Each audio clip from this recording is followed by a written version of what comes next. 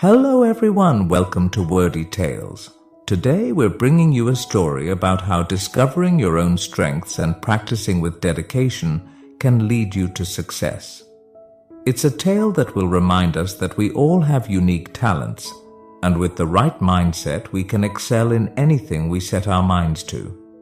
Along the way, we'll also learn some new words and how to use them in sentences to improve our English in a fun and simple way. So, stay with us till the end. Once, in a small, peaceful town, there lived a family in a quiet corner of the city. This family had a 12-year-old boy named David, who was in the 6th grade. David was an energetic kid who loved playing outdoors, and his favorite activity was playing soccer. Almost every day, David would head out to the nearby public field, where he honed his soccer skills. One afternoon, after coming home from school, David slumped onto the couch, looking deep in thought. He opened a school book, stared at it for a moment, and then leaned back into the soft cushions with a dissatisfied look on his face. His father, who had just come in from the backyard, noticed this unusual behavior and walked over to his son. Sitting beside David, he asked what was bothering him.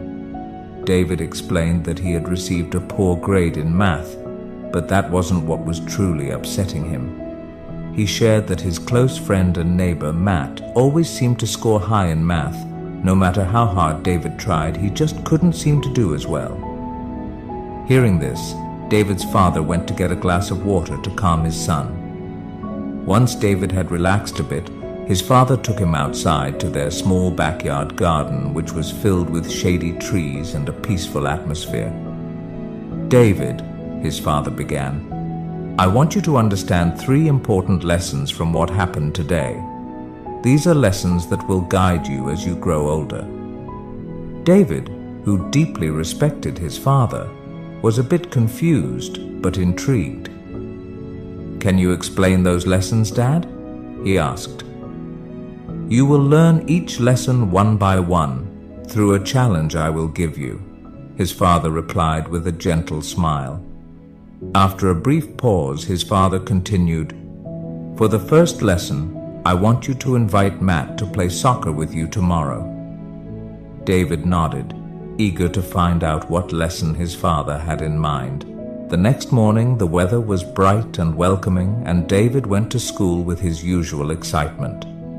That afternoon, after school, he invited Matt to join him for a soccer game at the nearby field. As usual, David, who played soccer almost every day, dominated the match. He scored 3 goals, leading his team to a big victory. Meanwhile, Matt, who wasn't very familiar with soccer, struggled. He often lost the ball and made several mistakes. Despite this, everyone who played that day had a great time. Afterward, David cleaned up and hurried to meet his father in the backyard. "Dad, I played soccer with Matt today. What's the first lesson you want to teach me?" His father smiled knowingly and said, "Tell me how the game went." David described everything, from his 3 goals to how Matt wasn't very good at soccer.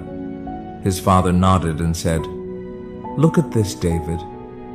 Matt may not be good at soccer, but he's great at math. Just like how you might struggle with math but excel at soccer.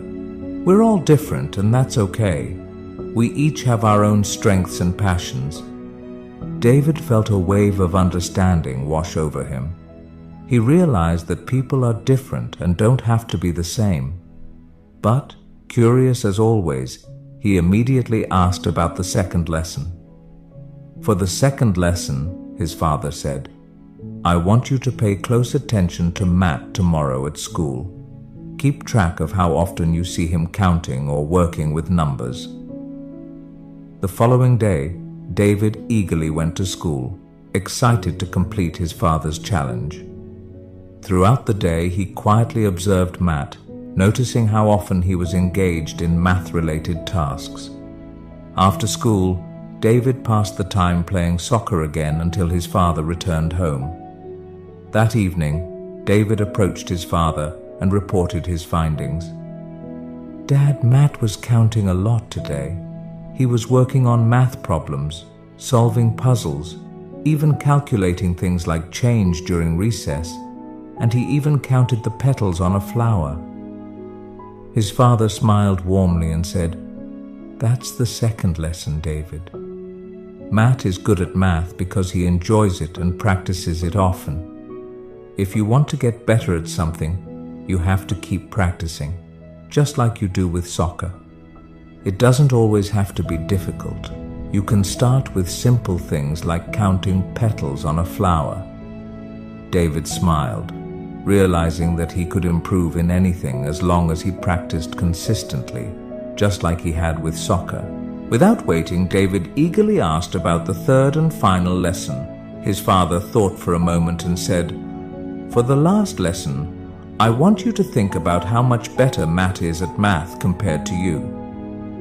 David paused for a second, then hesitantly replied, "I think Matt is about 3 times better at math than I am." "All right," his father said. "For the last challenge, I want you to study math 3 times harder tomorrow." David swallowed nervously but nodded, determined to tackle the final challenge. The next day after school, David sat down to study math. After an hour of intense focus, he decided to push through and study for 2 more hours, tripling his usual effort. But before he could finish, his head started to throb, and without realizing it, he fell asleep. Later, he was gently woken up by his father's soft tap. "Wake up for dinner and meet me in the garden afterward," his father said. Feeling disappointed in himself, David met his father, his head hung low. "I'm sorry, Dad," David said. "I couldn't complete the challenge. I studied so much that my head hurt, and I ended up falling asleep."